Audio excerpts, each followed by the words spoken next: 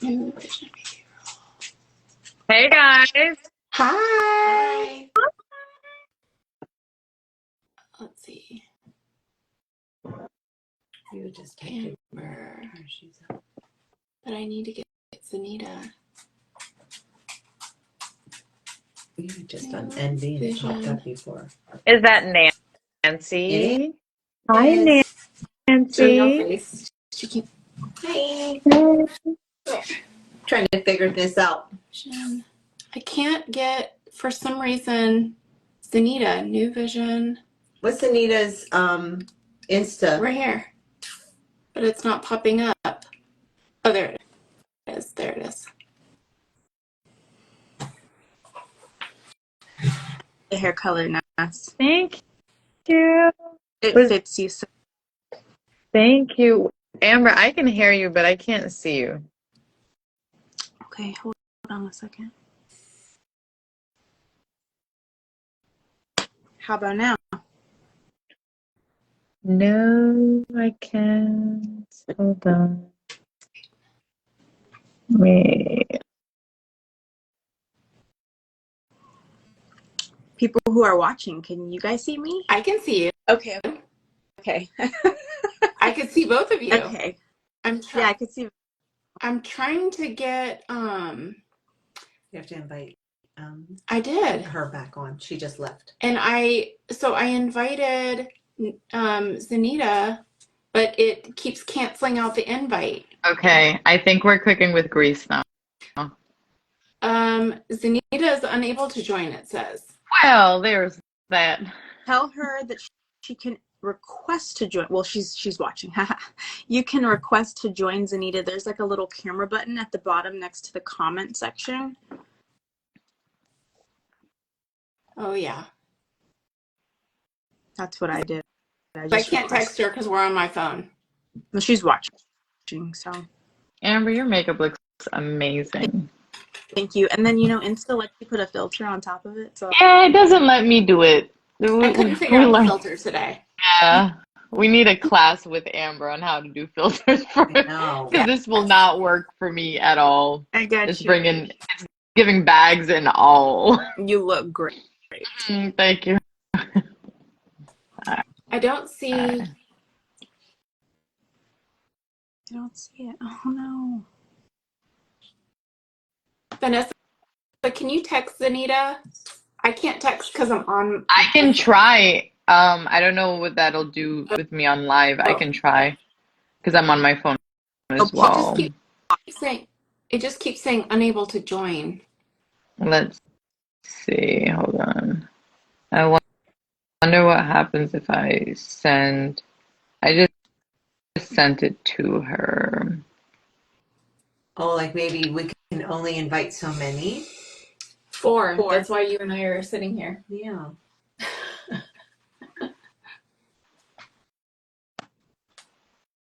Oh, there we go. View request. Accept. Awesome. So hopefully she will be. Hey, Zaneta. Is it me or is she frozen? She's frozen. Like we got her in, but now she's frozen. Hey, she is. Awesome. How are you, Zaneta? I'm good.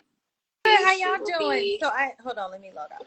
I attempted to join from my computer and it wouldn't let me. And so it came up on my phone.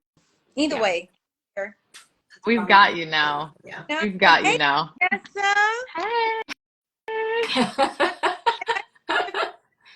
So we haven't caught up, guys, since I've transitioned and transplanted. So sorry about that. Hey, Zaneta.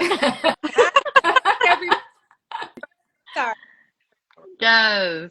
So this is exciting to have Zaneta join. For various different reasons, Zaneta has been a really vital part to just my journey as well. She has been here for my breakdowns, getting up, breakdowns, getting up, and I've been there in her life for her breakdowns and getting up. So mental health is something that is required in our friendship. So it is exciting to have her join to be able, as a professional, kind of share, her insight. We are in Suicide Prevention Month or Awareness Month, and Zaneta also hosts an annual youth summit, mental health summit in October. So it kind of just works really well to have her just provide that professional insight, but as well as a mom, what she's seeing from herself, as well as what she is hearing, other kids experience, and then just kind of having everyone on the call give insight and what it looks like to us. So if you guys are cool with it, I would love to kind of have Zaneta just give us some insight, little background. Zaneta is the CEO of New Vision. But Zaneta, if you wouldn't mind just kind of talking to us a little bit about your passion and kind of how IgniteHer kind of fits into your realm of life. Sure, absolutely. So again, my name is Zaneta Ellison. I'm a licensed mental health counselor. And as Vanessa was saying, the CEO and owner of New Vision Behavioral Health. New Vision Behavioral Health, we provide mental health and addiction counseling services to all ages. But somehow, organically, we started specializing and focusing on youth-related mental health. And so that's anywhere from mental health to social, emotional wellness, because a lot of the times we connect mental health to illness, and it doesn't always have to start with illness. Sometimes it can start with wellness in helping children or promoting what it looks like to be emotionally well. And so that's basically what a lot of the work we do with youth is, just promoting emotional mental wellness. I would say, as a mom who has both children have mental health, and one of my daughters is a survivor of sexual abuse, it hit home and it's personal. I also like to believe that I went into the field maybe trying to heal myself subconsciously as a survivor of sexual abuse, and never allowing myself to share my story in order for me to get help. And so I'm very passionate about this, and also the families who support our children, because I don't know how many mothers are on the call, but it is not easy to be a parent. And it's not easy to be a parent in 2024, because we're dealing with a whole different breed of children with a whole different set of issues. So that's who we Oh, got yeah. to. Yeah, we didn't have this social media effect when we were growing up. I mean, we had it towards the latter part, we had like a MySpace, Facebook was coming in. Yep. But it was just like kind of the cool thing to do if you even had internet. Now everyone has internet, so it's a whole different ball game. And I will say we are excited and really grateful, Zaneta, for your insight, and for any of our listeners that have children. The assistance and insight we'll be able to provide through your story, and as a professional, your advice. So let's start off. We are in Suicide Prevention or Awareness Month, and we know that a lot of kids, where are they right now? They're back in school. So they have gone from summer chilling with comfort zone, right? They were with family, they were with friends. Some of these kids have now relocated, transplanted into a different school. They've got new friends. What are some of the signs that you would say, Zaneta, as a professional, a mental health professional, that you would recommend parents looking out for in regards to possible signs of self-harm, suicide, depression, anxiety amongst the youth? Yeah. So I think anytime we see children mostly act out when they're dealing with things internally. So if we just notice a shift in just their behavior, their attitude, maybe some of the things they were passionate or interested in, they're no longer. Um, so sometimes a drastic, or it's a slow change. And so just a shift, that how that child is showing up. Mm-hmm. For those who are self-harming, sometimes most of the time they have obvious signs. So you could find it on wrists, where there's cutting or using erasers or burning, wrist, thighs. Oftentimes it's private areas, unless they want people to know. And so just kind of paying attention to their bodies, and, seeing if there's scars that just don't make sense from normal, like, injuries. Declining grades is another thing. And so just a shift in their behavior. And then if you actually talk to them, you will almost hear a mindset shift as well. They may start talking with like gloom or doom, or just seem pretty hopeless or helpless about something. A lot of times youth who are dealing with bullying, they develop this overall sense of hopelessness. And even not even wanting to go to school. Like there's no explaining reason why they don't want to go to school. And usually it's because what they're experiencing at school feels overwhelming or maybe even scary for them. So those Yeah. are some of the signs. Yeah. I know when I was, this is moons ago, when I was in school, for the folks that know my story, I definitely struggled with suicide and a lot of people didn't know. And I'm curious, Amber, Tiffany, and Nancy, is this something that when you guys were in grade school, elementary school, high school, is this something that you guys struggled with? And if you have children, is this something that you've experienced your children struggling with? So for me, two parts. When I was in school, I grew up in an abusive household. So going to school for me was an escape. But I did experience bullying.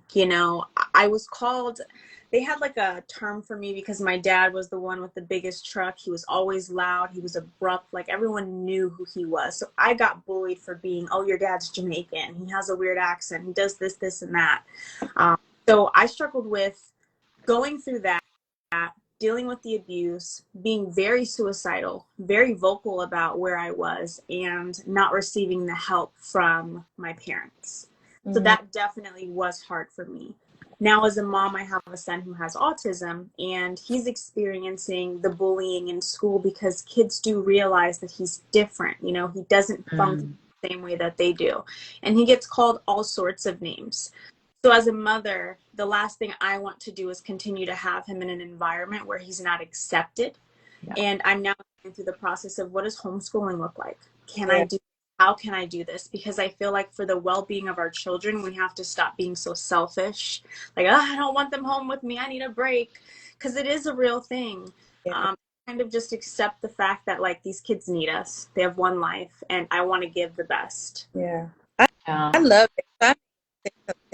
Amber, I love that because I like to say oftentimes resilient children start with resilient parents who know how to advocate for their kids when they don't have a voice or haven't found their voice yet.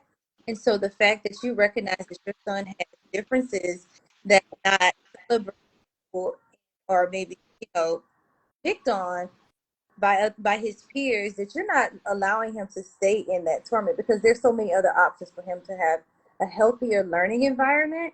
And if you don't, you wouldn't be surprised, but it interrupts the academic success of a child because they can't focus on learning because they're being bullied and traumatized.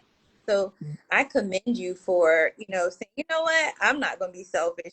I'm going to speak up for my son, but more importantly, put him in the best environment to thrive. Yeah. Absolutely. Yeah, for sure. For sure. Nancy, Tiffany? I remember being in, I think it was like grade school. It was pretty young where our school actually had us watch a video about a child committing suicide. And they had an open discussion. So I went to all military schools. My dad was in the Army for 23 years, and it was very much out on the table. And they encouraged us to go home and watch and have that discussion with our parents. What is suicide in the family? Wow.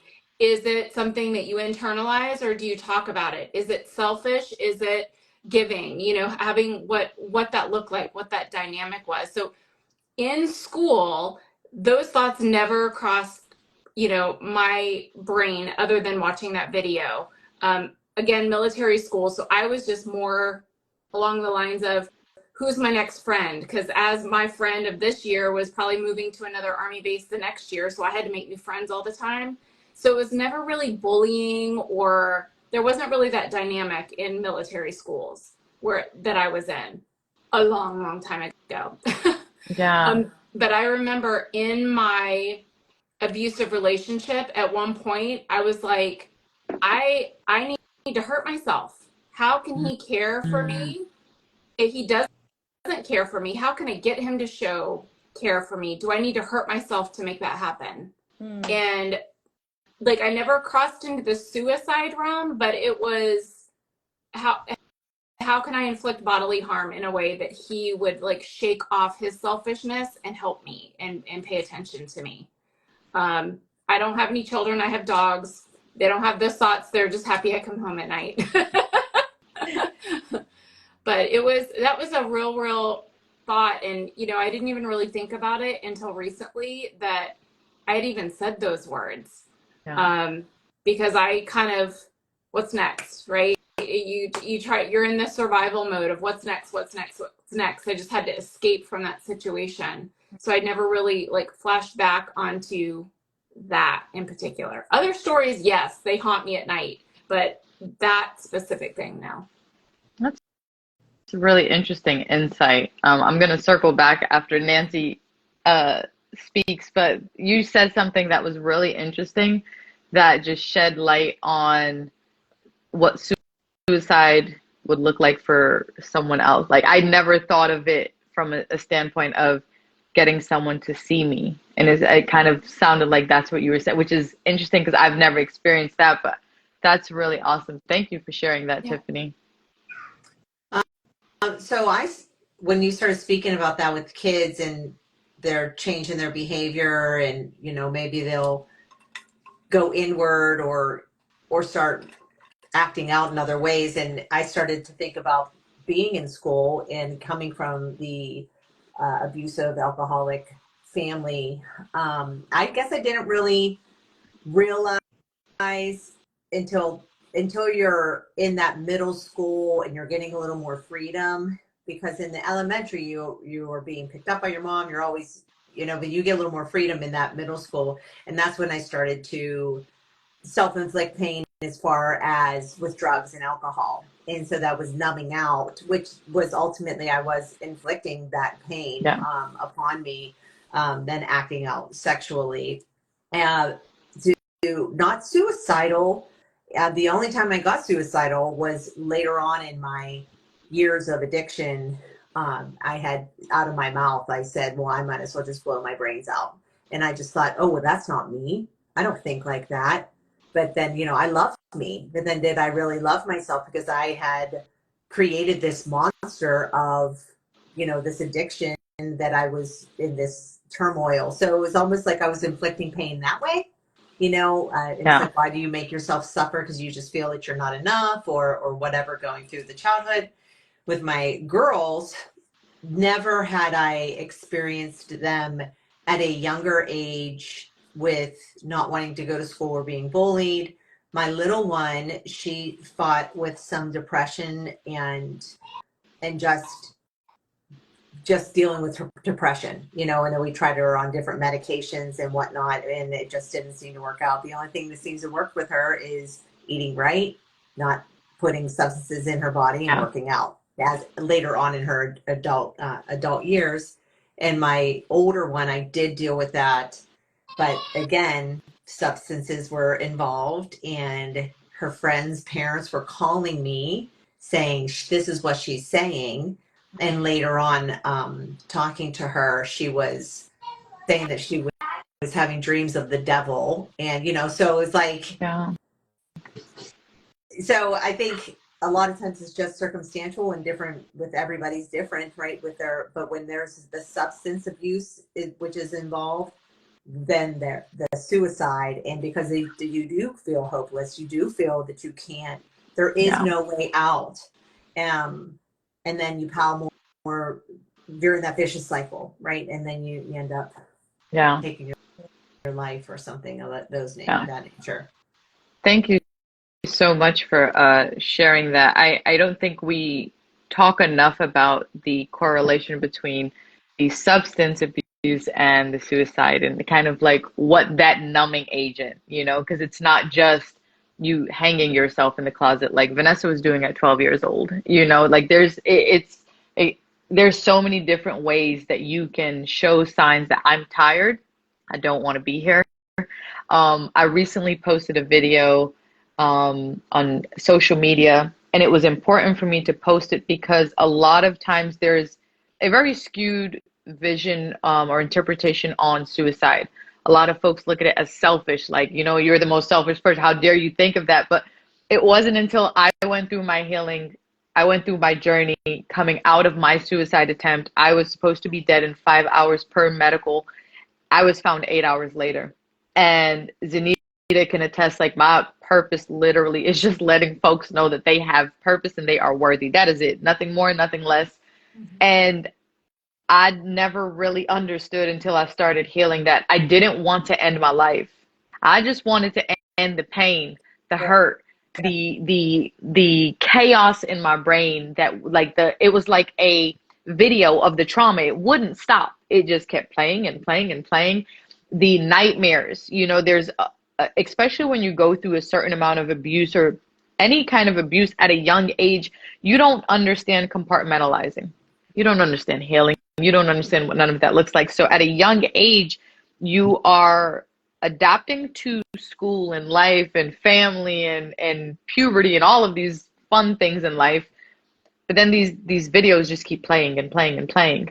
And I remember voicing it. And one of the things I tell parents when I'm speaking to the youth is, don't brush off any sign. My mom did. And I'll never forget the first time I mentioned it, her saying, "You're doing this for attention. If you really want to do it, go ahead and do it." I didn't have, if I had a gun in that moment, I would have done it.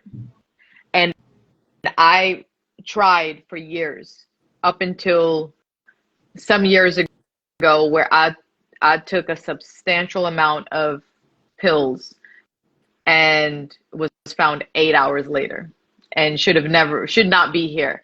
And that battle lasted that long because I didn't know what healing looked like. So for me, my next question is going to be, Zaneta, what do you advise parents to do when they see these signs?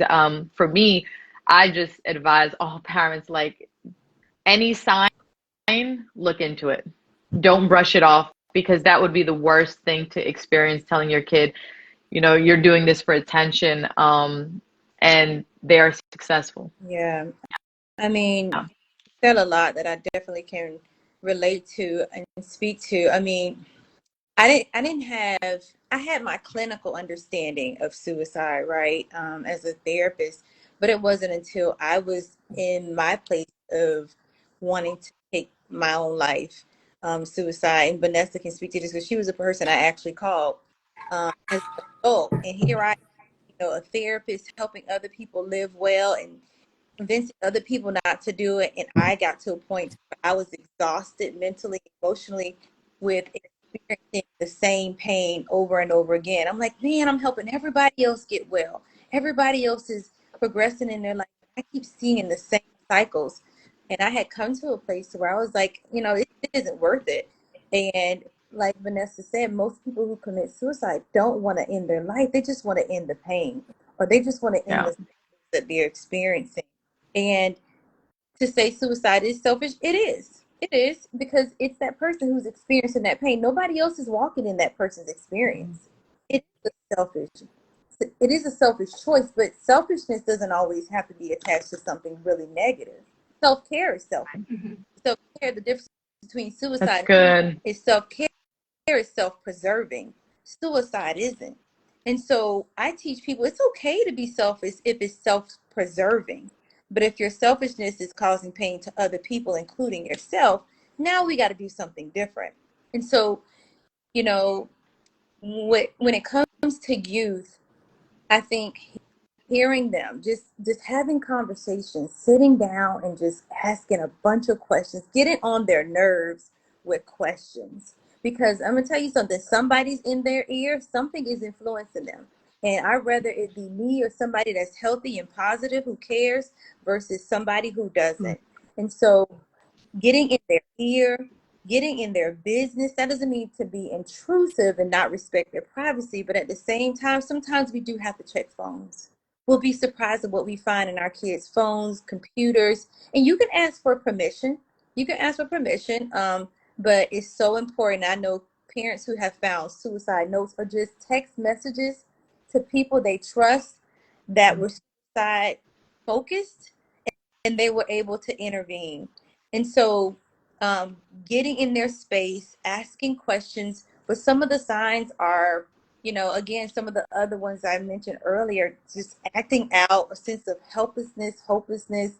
Maybe they've stopped caring for themselves, hygienes, not eating. Just seem like there's just hopelessness in that child. But people, honestly, as morbid as this sounds, people who really want to do it, you wouldn't even know the signs. Some of them you could see the day before and they're laughing, smiling.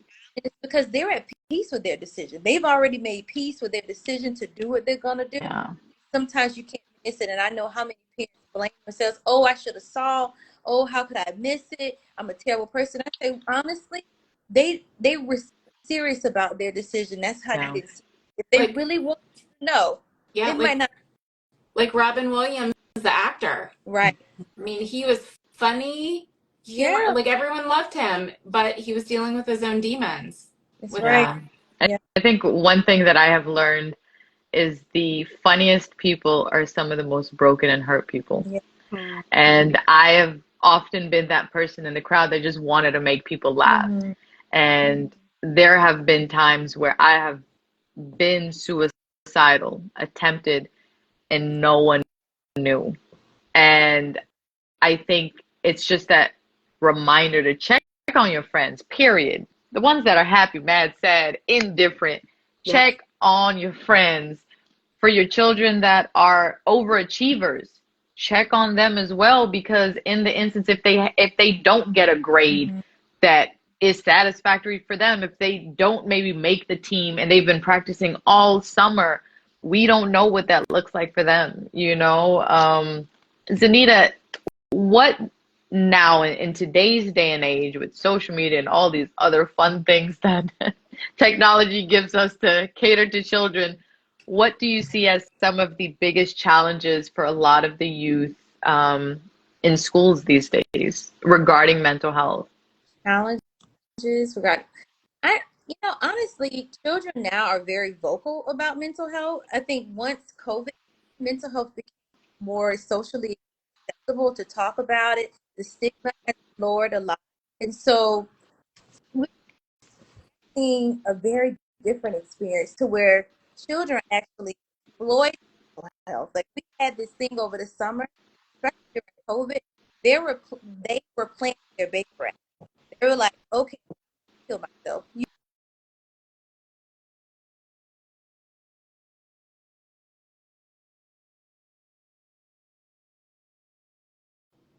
going to the same school, part of the same group, playing their bake rap as a way to get out, to connect, or just and so you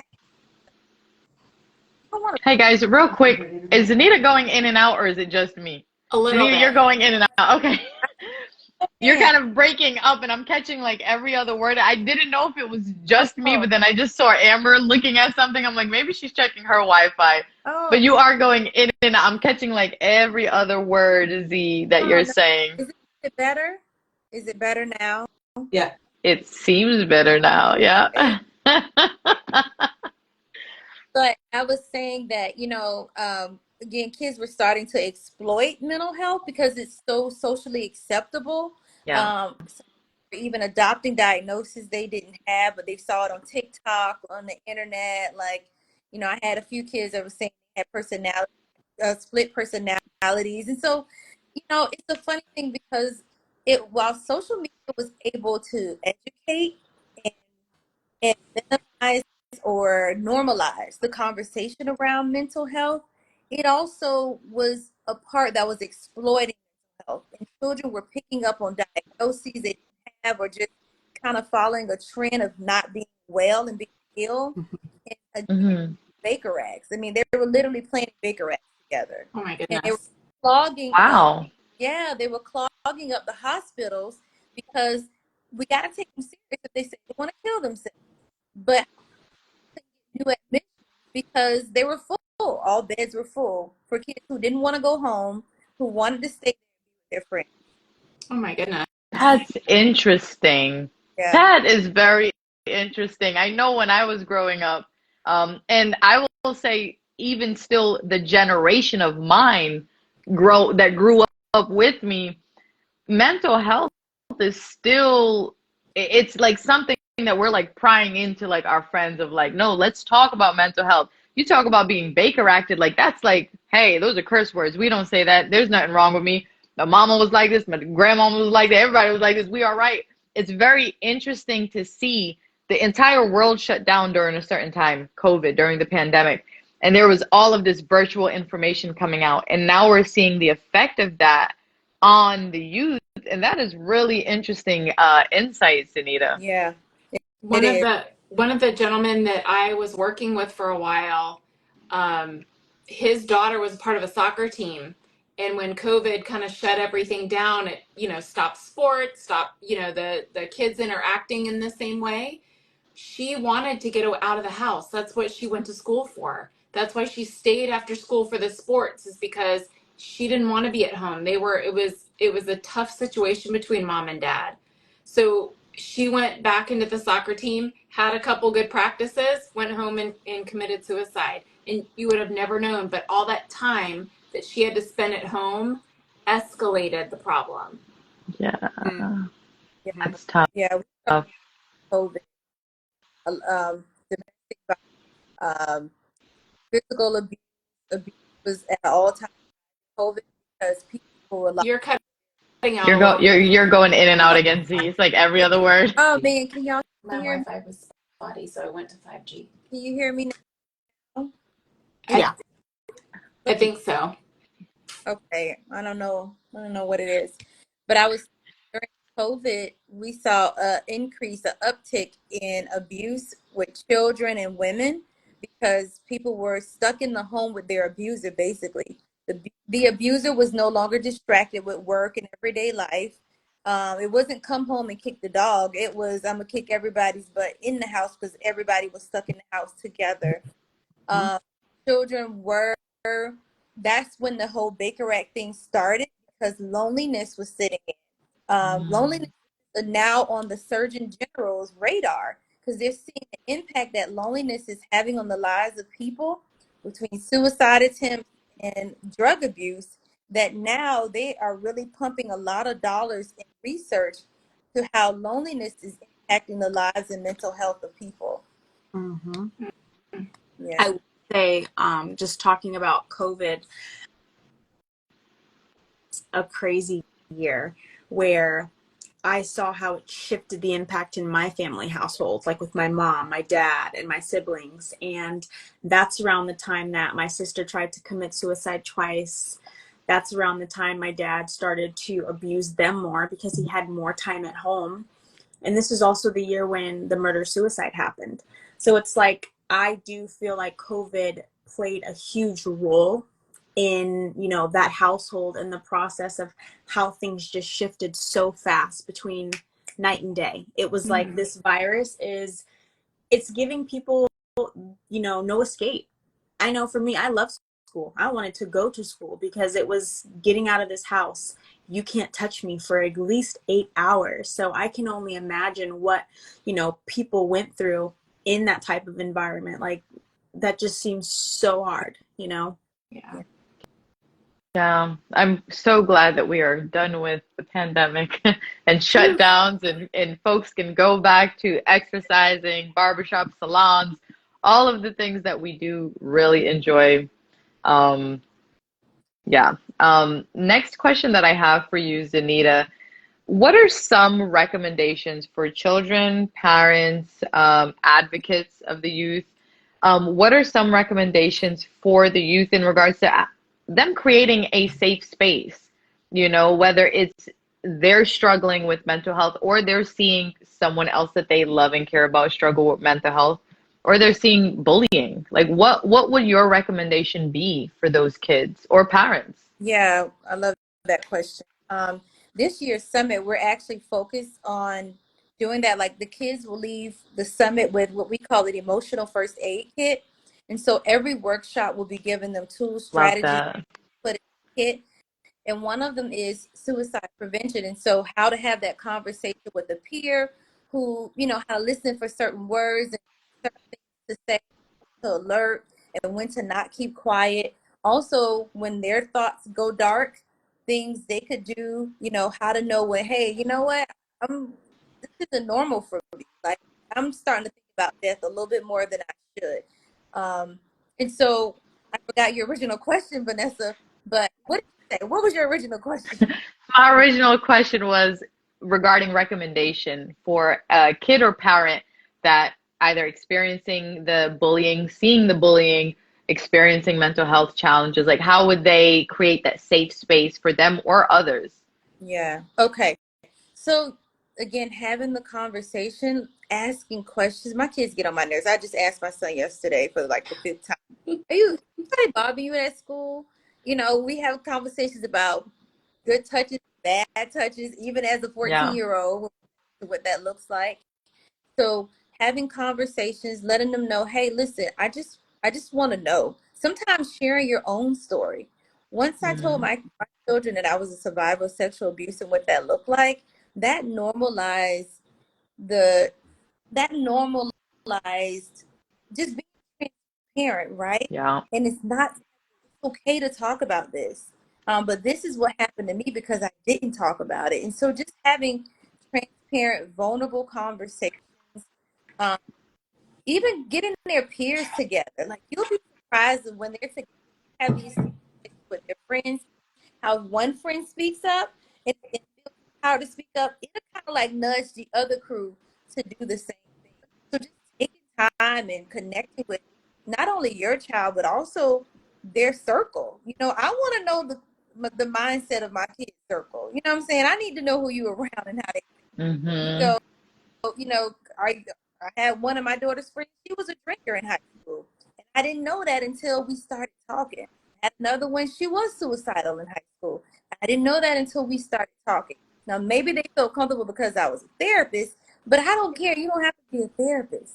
Just be that safe person, and then don't be judge and jury. I always say, don't be judge and jury. Okay, and don't get holier than thou. When they're telling you we don't want to make them feel shame and guilt. That is the quickest way to shut down a conversation. We start with being the judge and the jury. So just having transparent, open communication. Try not to be penal when they do come in. Be honest. You're like, oh my God, I didn't know. You vape, like those when we're doing our intake and the kids are telling me all the things they've done. They was like, you tried what? You did what? Like, yeah, mom, dad. They know. I'm glad we're having this conversation. And so just be vulnerable and allowing you to I didn't catch the last three words, but I caught vulnerable because it kind of cut out again. But oh, that was really great insight, Zaneta.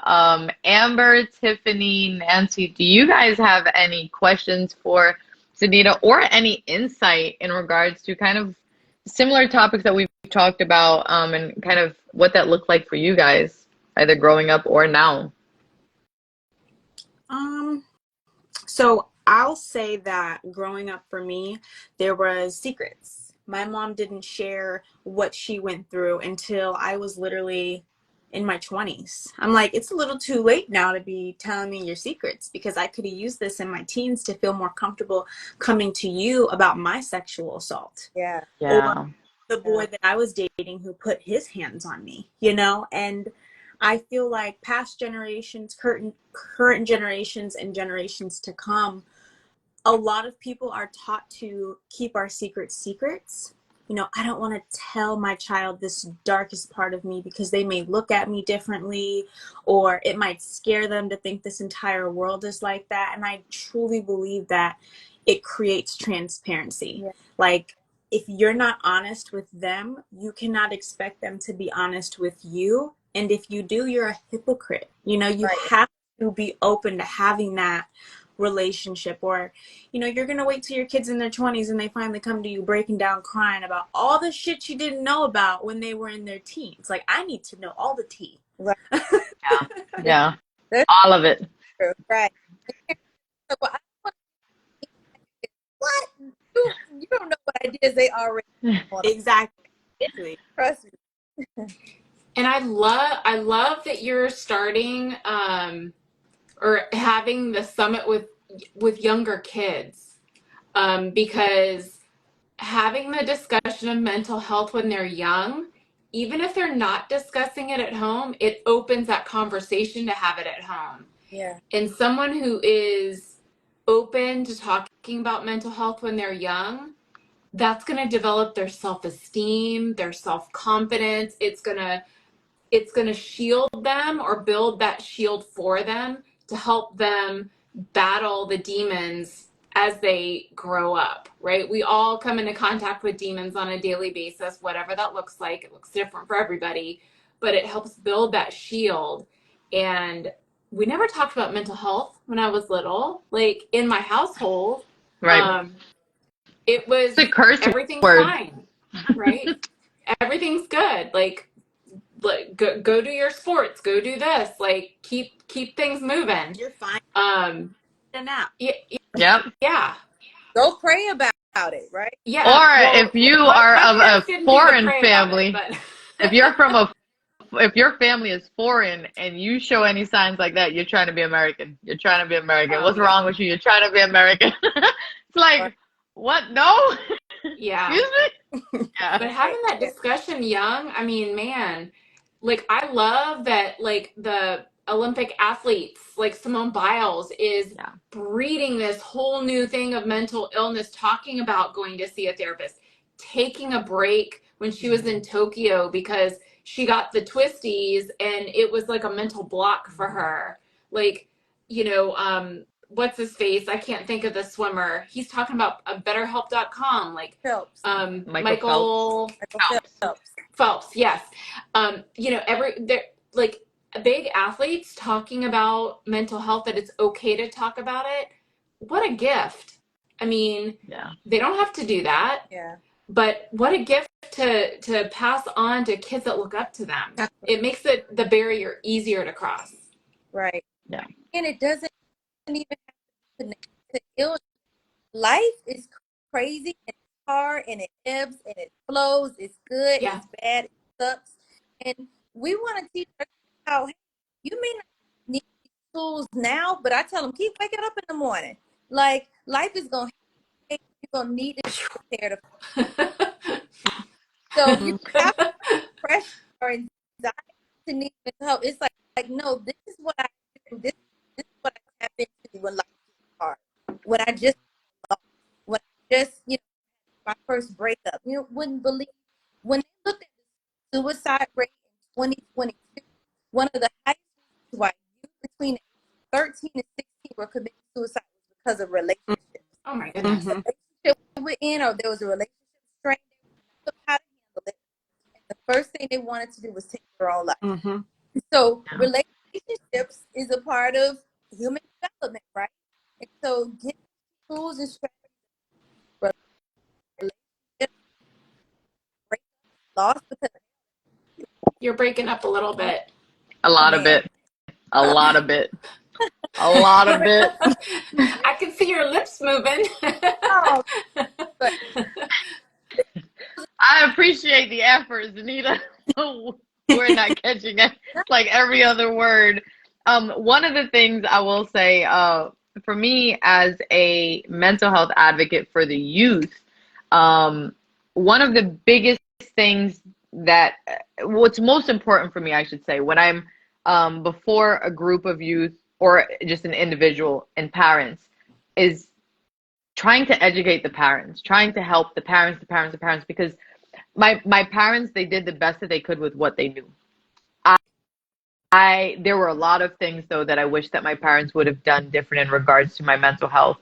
One of the things was hearing, my mom would ask when I was a kid, has anyone touched you? Has anyone touched you? If someone touches you, I'm gonna kill him. I'm gonna kill him. I'm gonna kill him. I'm gonna kill him. I knew my mom would kill him. I purposely didn't tell her when it was happening because at such a young age, at 6 years old, I already understood protecting my mom. Because if I told my mom kills my uncle, my abuser, and now my mom goes to jail. Now I don't have, who's going to protect me?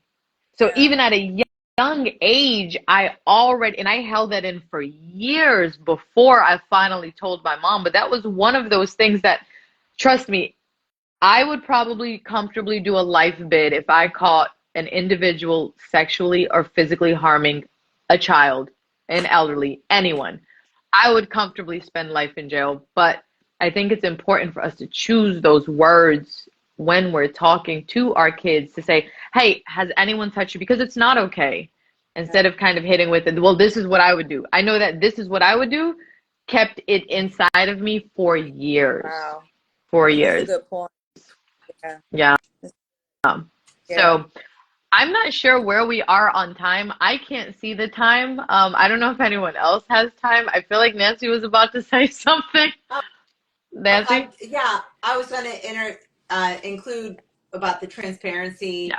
You know, growing up in the home, it was the other side with my mom where we did talk about what was going on, and you know that she was the rock of the family, which we needed that. So I always felt that I could go to her, and even to this day, definitely probably told her a lot more about my life than she probably wanted to hear, even in my as my adulthood happened. But that helped me be a better mom to my daughters, and that where I am full. I mean, I've talked about everything. I've been super open with them, and because they had to see me struggle, they had to see me come from the bottom of the hill and crawl up that gravel hill to get to the top of sobriety. And with that I have a very open relationship with them. Again, they tell me now stuff that I don't want to know, but they love to share it with me. I'm like, don't want